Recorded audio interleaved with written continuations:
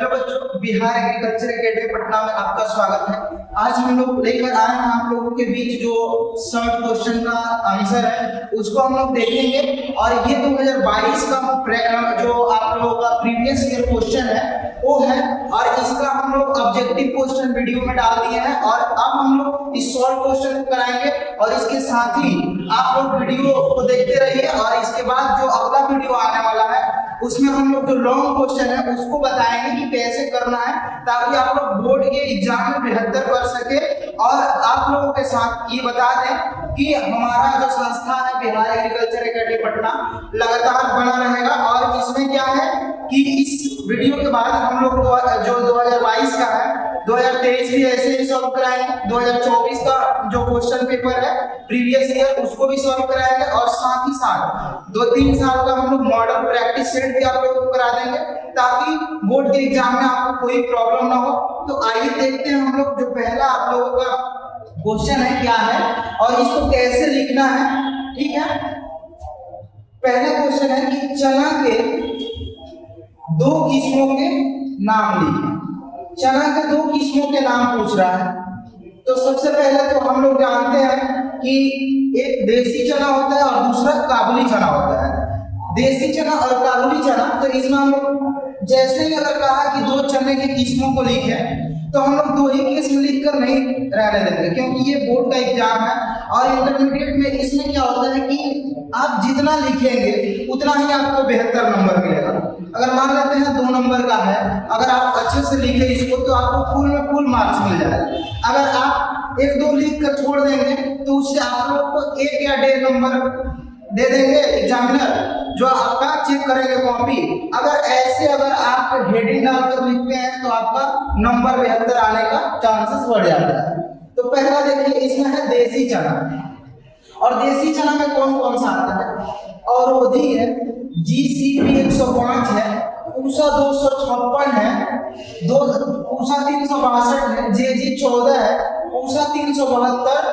ये आपका राधे वेराइटी है। कौन सा वेराइटी है? ये चना का मोस्ट इंपॉर्टेंट वेराइटी है, राधे और औरोधी। ठीक है, अगर इसकी बुआई की बात की जाए तो 1 से 30 नवंबर के बीच करते हैं। देसी चना की बुआई 1 से 30 नवंबर के, तो हम लोग वहीं पे मेंशन भी कर देंगे कि इसकी देसी चना की बुआई भी कब करते हैं। ठीक है, इसके साथ दूसरा जो आपका है काबुली चना। दूसरा क्या है आपका?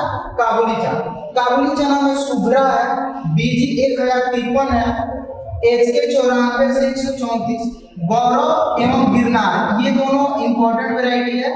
और इसकी बुआई का उपयुक्त समय 15 अक्टूबर से 15 नवंबर है। इसकी बुआई का समय क्या है? 15 अक्टूबर से 15 नवंबर। अगर इस तरह से आप हमसे जुड़कर अगर प्रैक्टिस कर लेते हैं प्रीवियस ईयर क्वेश्चन का, तो इसमें आप लोगों को क्या होगा कि इसके साथ साथ ऑब्जेक्टिव क्वेश्चन भी आपका तैयार हो जाएगा।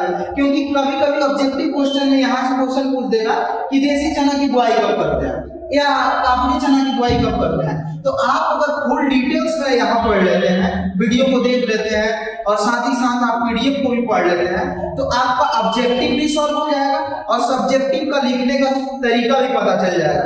आइए देखते हैं सेकंड नंबर क्वेश्चन क्या है। सेकंड है बोरो धान के 2 किस्मों के नाम लिखना। अब कभी कभी ऑब्जेक्टिव में पूछ देता है कि इनमें से बोरो धान की कौन सी वेराइटी। ठीक है, तो ये देखिए बोरो धान। तो सबसे पहले तो हम लोग धान को 3 सीजन में उगाते हैं और इसी के आधार पर बांटा गया है। एक होता है अस, अमन और बोरो। अस को हम लोग गर्मा राइस भी बोलते हैं, क्योंकि ये हम लोग जायद क्रॉप में उगाते हैं। ठीक है, और इसकी बुआई हम लोग कब करते हैं? फरवरी मार्च में करते हैं और इसकी कटाई जून जुलाई में। अमन को हम खरीफ बोलते हैं और इसको मुख्य फसल बोलते हैं, और ये अमन ही सबसे ज्यादा भारत में उगाया जाता है और साथ ही साथ बिहार में। तो इसमें क्या है कि इसका हम लोग बुआई जून जुलाई में करते हैं। इसकी बुआई कब करते हैं? जून जुलाई में। और इसकी कटाई की अगर बात किया जाए तो हम कब करते हैं? अक्टूबर से नवंबर में। ठीक है, बोरो धान की बात किया जाए तो अक्टूबर नवंबर में बुआई करता है और अप्रैल में कटाई करता है। तो देखिए इसकी किस्म कौन कौन से हैं। तो बोरो धान की बुआई अक्टूबर नवंबर, क्या है? अक्टूबर से नवंबर में करते हैं तथा इसकी कटाई अप्रैल में करते हैं। ये ऑब्जेक्टिव में भी क्वेश्चन पूछा हुआ है।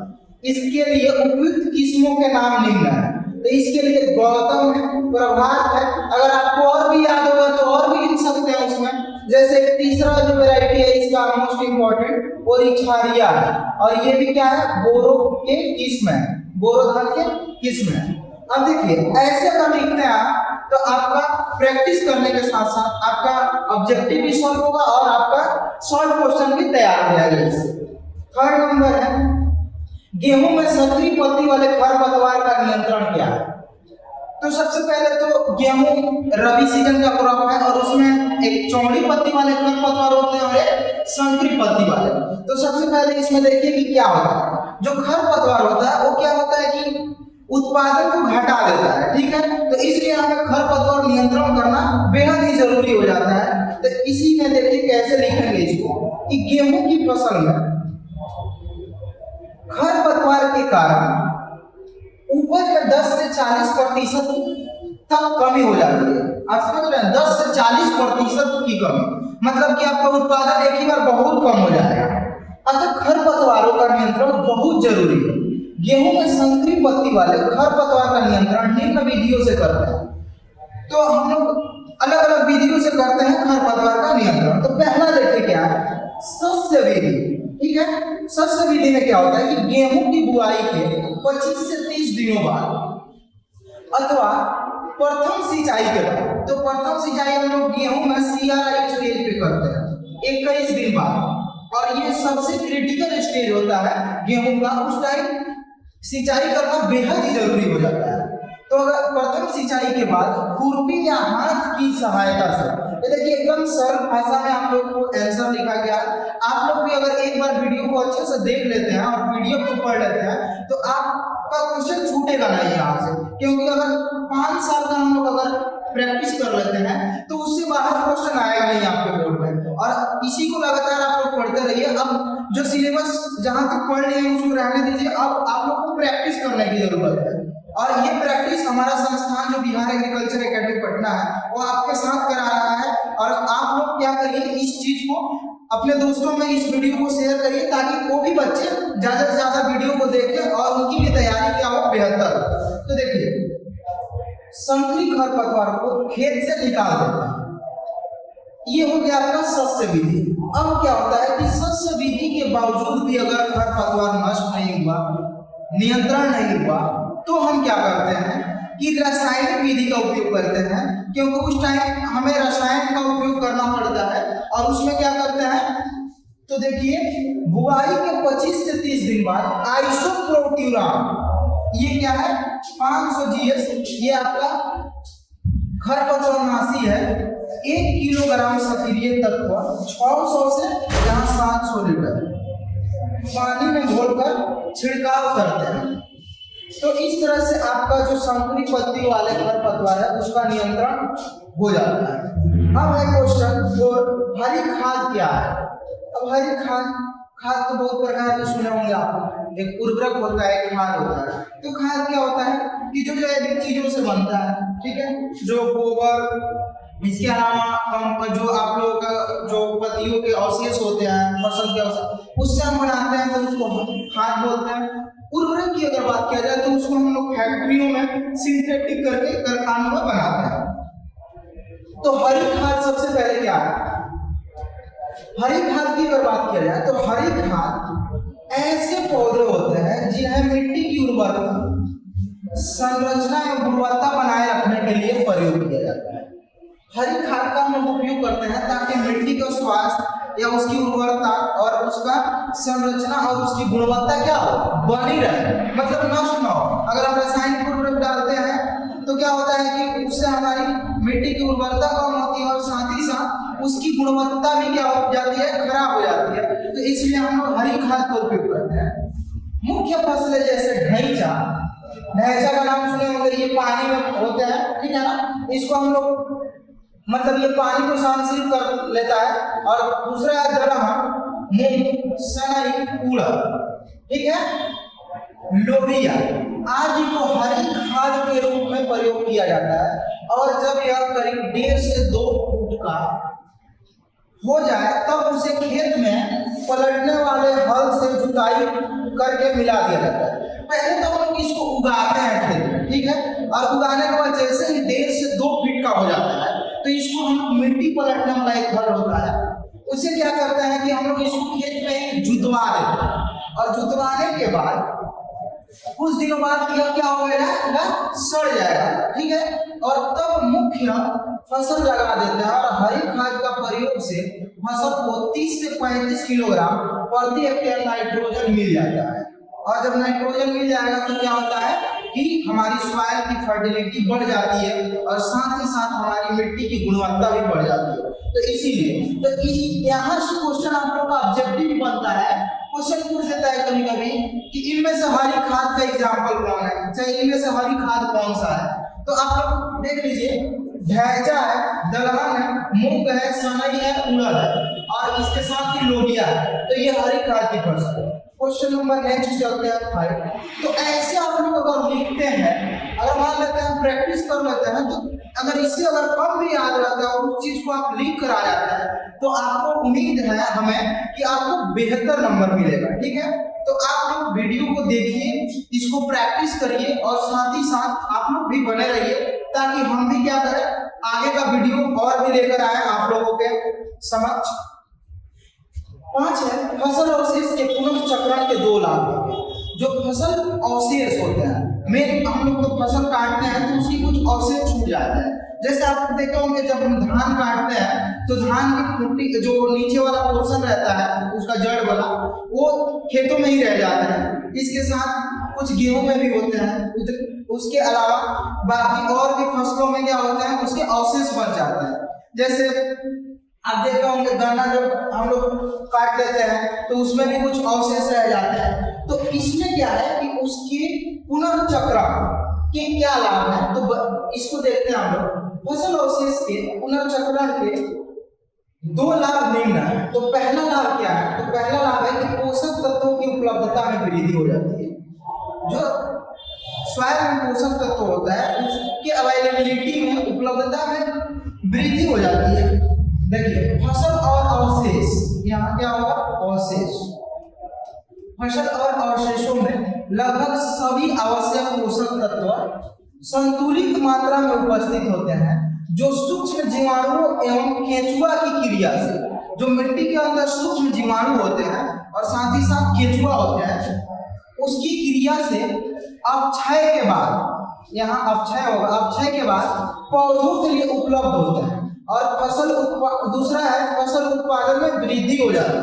अगर जब फसल अवशेष बच जाता है खेत में, उसका पुनर्चक्रण करते हैं तो हमारे सॉइल की उत्पादकता या प्रोडक्टिविटी भी फसल की बढ़ जाती है। तो फसल अवशेष को मृदा में मिलाने पर मृदा के विभिन्न गुणों में सुधार के फलस्वरूप फसलों की उत्पादकता में काफी वृद्धि होती है।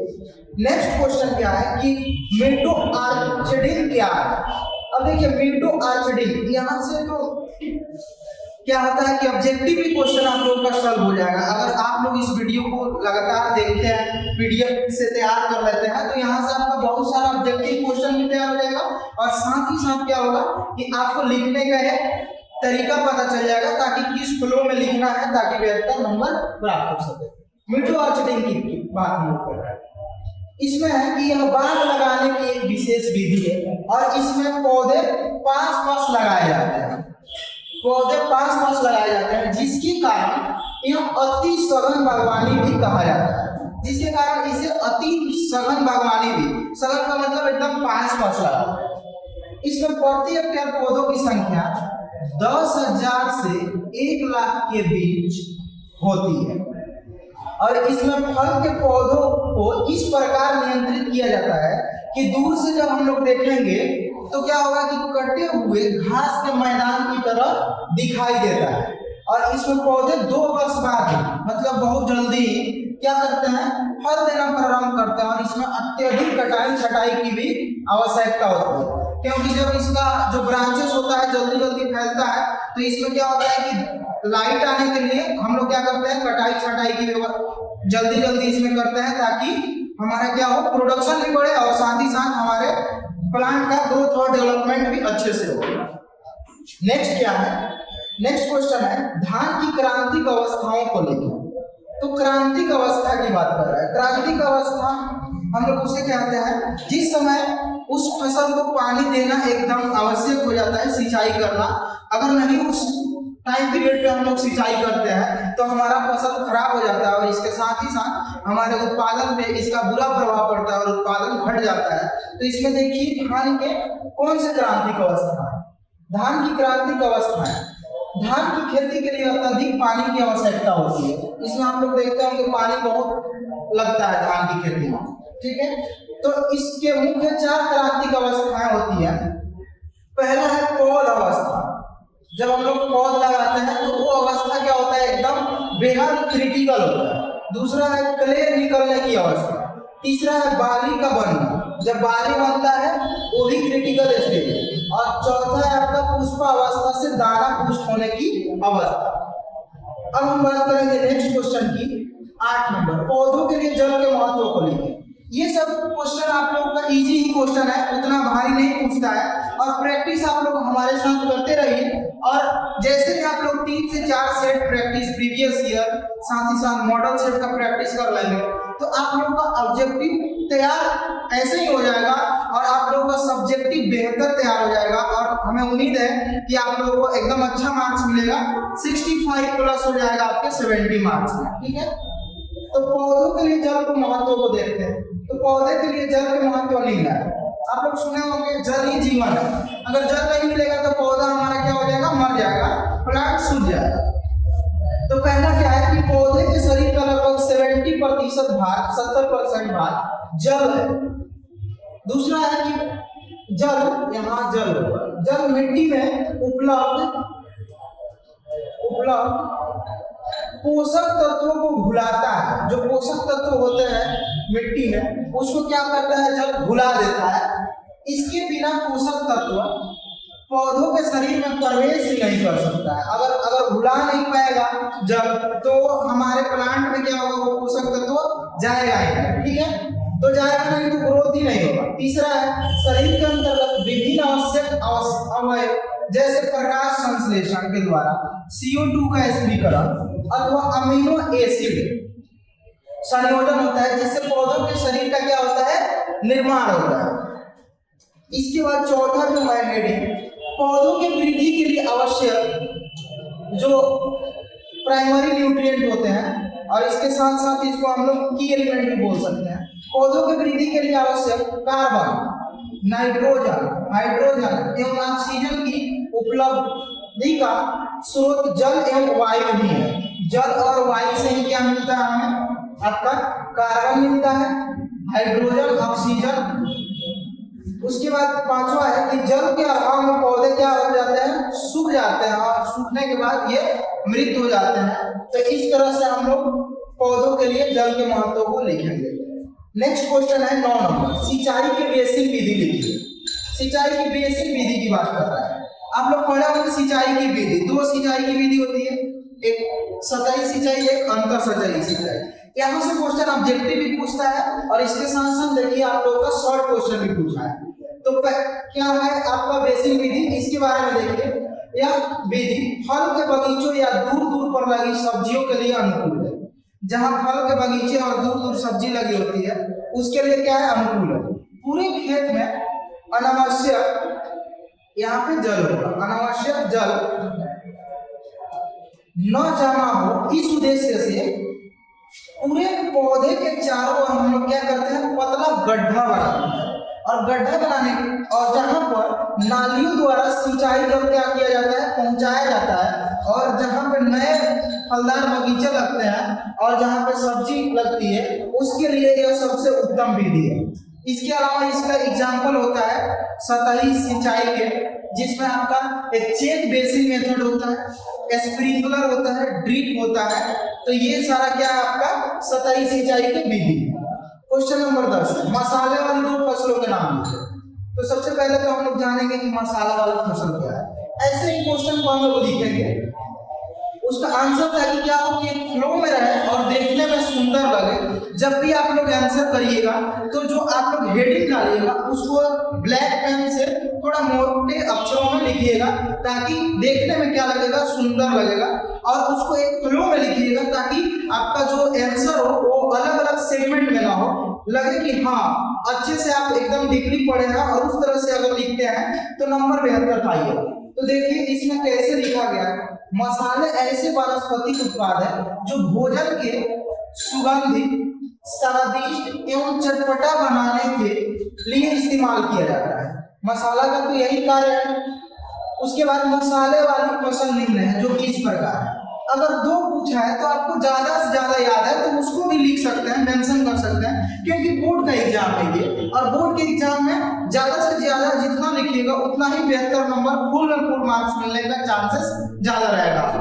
तो देखिए इसमें क्या क्या है, हल्दी है, अदरक है, धनिया है, मेथी है, मंगरेला है, इसके अलावा अजवाइन है, और क्या आपका सौंफ है, इलायची है, बड़ी इलायची, छोटी इलायची दोनों। तो ये इस तरह से अगर आप लिखते हैं तो बेस्ट नंबर। क्वेश्चन नंबर 11 है, गुलाब के उपयोग लिखें। तो जो गुलाब का फूल है उसके क्या क्या उपयोग है, ठीक है। तो सबसे पहले देखिए कि गुलाब के उपयोग निम्नलिखित हैं। इसमें है कि सुगंध एवं सौंदर्य में गुलाब का फूल प्रथम स्थान पर। सुगंध और सौंदर्य मतलब सजाने का, सुगंध एवं सुंदरता के कारण गुलाब का फूल महत्वपूर्ण हो गया है। और भारत में गुलाब की खेती, फूलों, गुलाब तेल, गुलाब जल और इसके साथ ही गुलकंद बनाने के लिए भी क्या किया जाता है, इस्तेमाल किया जाता है।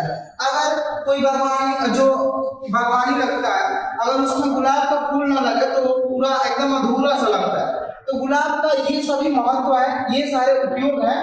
और ये क्वेश्चन तो पूछता है कि गुलकंद किस फूल से बनाया जाता है, ऑब्जेक्टिव का क्वेश्चन है, तो किससे, गुलाब से। क्वेश्चन नंबर 12 है, फल एवं सब्जी के उत्पाद के दो परिरक्षकों के नाम लिखिए।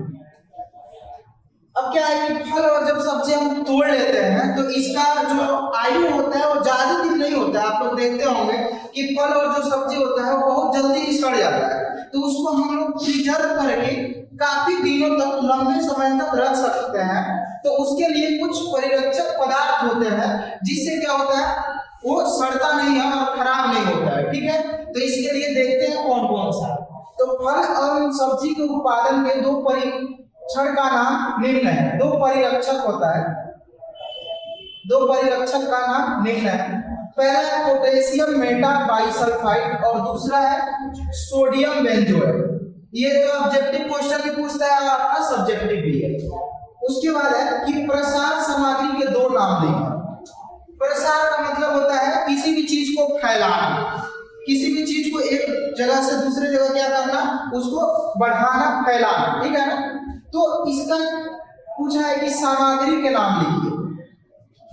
तो सामग्री देखिए, अब पूछा है सामग्री, तो हम लोग रेडियो टेलीफोन भी लिख सकते थे, टेलीविजन, दो लिखकर छोड़ सकते थे। लेकिन इसको हम लोग तीन रूप में कैटेगराइज किया है, तीन भागों में। तो पहला क्या है कि प्रसार सामग्री को लेने के तीन वर्गों में बांटा जा सकता है।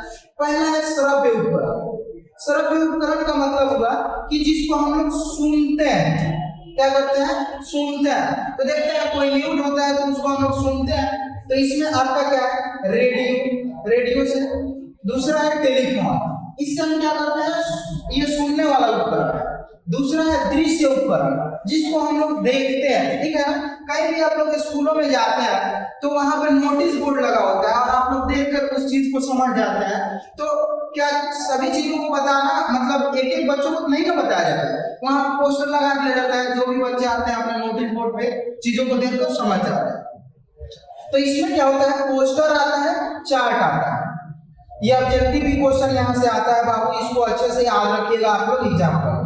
दृश्य श्रव्य उपकरण, कुछ चीजें होती है कि उसको हम लोग देखते भी है, सुनते भी है। तो ये तो आप लोग डेली करते हैं, जैसे टेलीविजन हो गया, कंप्यूटर हो गया, इसको हम लोग क्या करते हैं, देखते भी है, सुनते भी है। और साथ ही साथ अब क्या है, मोबाइल फोन भी इसमें आ सकते हैं, ठीक है। नेक्स्ट क्वेश्चन है, दो कंद वर्गीय सब्जियों के नाम लिखिए। कंद वाली सब्जियों के नाम पूछना है। तो कंद वाली सब्जी क्या होता है कि वैसी सब्जियां जिसका हम लोग तना वाला भाग खाने के लिए उपयोग करते हैं, उसे कंद वर्गीय सब्जियां कहते हैं। तो किसका किसका यूज करते हैं हम लोग दाना खाने के रूप में?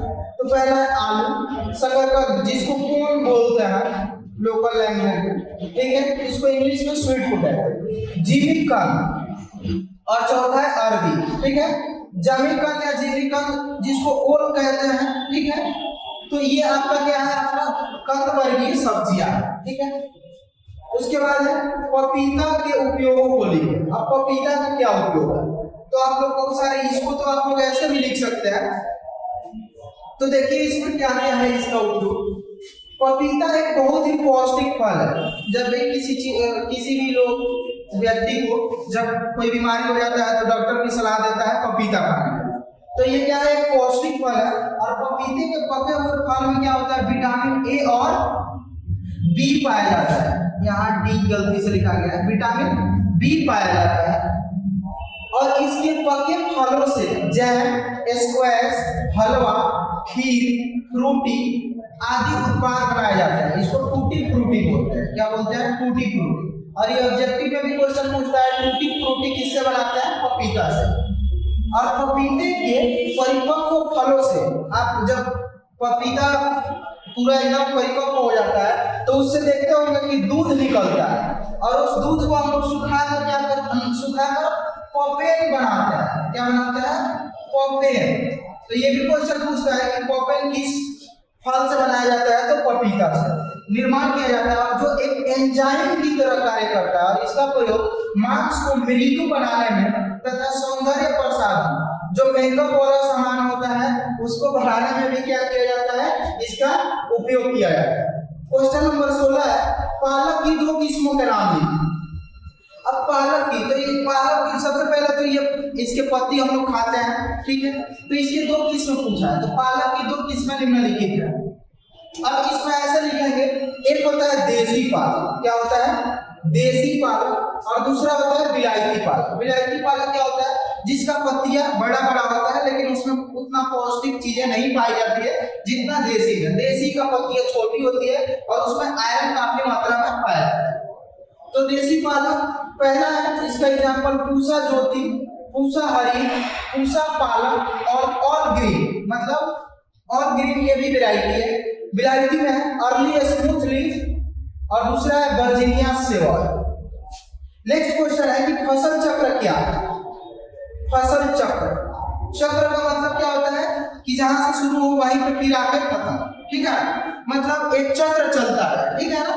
तो इसका क्या है कि किसी खेत में किसी निश्चित अवधि, मतलब किसी निश्चित समय के लिए विभिन्न फसलों को इस उद्देश्य से फिर बदल कर लगाना कि भूमि की उर्वरता बनी रहे और ऊपर में भी कोई कमी ना आए, उसी को हम लोग फसल चक्र कहते हैं। जब हम एक ही समय में किसी एक ही फील्ड में क्या करते हैं कि पौधों को या फसलों को हेर फेर कर, मतलब अदल बदल कर लगाते हैं जिससे मिट्टी की उर्वरता भी बनी रहती है, उसी को हम लोग फसल चक्र कहते हैं। जैसे क्या हुआ कि आप खरीफ में जैसे मान लेते हैं कि कोई दलहनी क्रॉप लगा ले या धान लगा ले, फिर रबी में क्या लगाए आप, गेहूं लगा ले। तो इस तरह से हम क्या कर रहे हैं, और फिर नेक्स्ट अगले साल क्या करेंगे कि हम धान की जगह पे खरीफ की कोई अन्य क्या करेंगे, फसल को उगाएंगे ताकि क्या हो, सॉइल की फर्टिलिटी बढ़ी रहे। नेक्स्ट है क्वेश्चन बहुमंजिल खेती के 2 उदाहरण लेकर। अब देखिए यहाँ से क्वेश्चन बहुमंजिल जो खेती है, यहाँ से ऑब्जेक्टिव में क्वेश्चन एकदम निश्चित है और पूछता ही है। एक क्वेश्चन तो कंफर्म है और उससे अधिक क्वेश्चन पूछ देता है। तो सबसे पहले इसके कंसेप्ट को समझ लीजिए और इसको लिखना कैसे है। तो किसी एक ही खेत में एक साथ विभिन्न ऊंचाई वाली फसलों को जब हम लगाते हैं तो उसे बहुमंजिल खेती कहते हैं। और इसके निम्न उदाहरण है। और इसका उद्देश्य क्या होता है कि अधिक से अधिक उत्पादन प्राप्त करना, ठीक है। तो इसके विभिन्न ऊंचाइयों की बात कर रहा है, मतलब कोई पौधा ज्यादा ऊंचा होगा, कोई उससे छोटा होगा। तो इस तरह की अगर खेती करते हैं तो उसको हम लोग बहुमंजिल खेती बोलते हैं। जैसे गन्ना के साथ हम मूली लगाते हैं, ठीक है। तो गन्ना बड़ा होता है, मूली का पौधा एकदम छोटा होता है। गन्ना और मूंग, ये क्या है आपका, मूंग है जो दलहनी फसल है। गन्ना मूंग लगा लिए। और अगर बड़ा होता है मूंगफली जो आपके जमीन पे फैल कर क्या होता है। और गन्ना के साथ फिर हम लोग सरसों लगा देते। तो ये सभी क्या है, आपके बहुमंजिल खेती का एग्जाम्पल है। तो आज क्लास में आप लोगों का जो ये पहला वीडियो है शॉर्ट क्वेश्चन का, इस वीडियो को आप लोग देखिए और साथ ही अपने दोस्तों में भी शेयर कर दीजिए ताकि वो भी बच्चे प्रिपरेशन कर सके। और इसके साथ हम लोग इस वीडियो के तुरंत बाद हम लोग लॉन्ग क्वेश्चन का भी आप लोगों को प्रैक्टिस सेट करवाएंगे और इसके साथ ही साथ बाकी और भी जो आप लोग का प्रीवियस ईयर क्वेश्चन है जैसे 2023, 2024, तो आप लोग वीडियो में अगर बने रहेंगे तो हम लोग उसको भी तुरंत लॉन्च करेंगे और ताकि आपकी तैयारी बेहतर हो सके। और आज के लिए बस इतना ही, मिलते हैं आप लोगों से हम नेक्स्ट क्लास में बाबू, ठीक है।